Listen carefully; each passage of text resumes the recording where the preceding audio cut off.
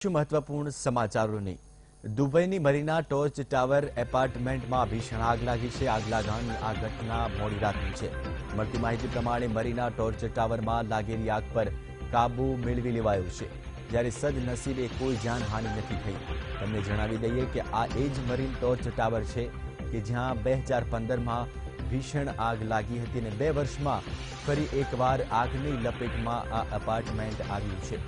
આ બિલ્ડિંગ 79 માળનું છે અને રહેણાંક એપાર્ટમેન્ટમાં દુબઈનું સૌથી ઊંચું એપાર્ટમેન્ટ મરીન ટોર્ચ ટાવરની ગણતરી થાય છે। તો મોડી રાતથી આ એપાર્ટમેન્ટમાં આગ લાગી હતી, જો કે સદનસીબે કોઈ જાનહાનિ થઈ નથી। તો 2015માં પણ આ જ બિલ્ડિંગમાં ભીષણ આગ લાગી હતી, ત્યારે 2 વર્ષમાં બીજી વાર આ બિલ્ડિંગમાં એક ભીષણ આગ લાગી હતી। મોડી રાતથી જ આગ લાગી હતી, જો કે આગ પર અત્યાર સુધીમાં કાબુ મેળવી લેવાયો છે। સદનસીબે કોઈ જાનહાનિ થઈ નથી। દુબઈના મરીના ટોર્ચ ટાવરમાં ભીષણ આગ લાગી હતી। 2015માં પણ આ જ બિલ્ડિંગમાં આ જ રીતે આગ લાગી હતી, જો કે 2 વર્ષ બાદ ફરીવાર આ એપાર્ટમેન્ટમાં આગ લાગી હતી।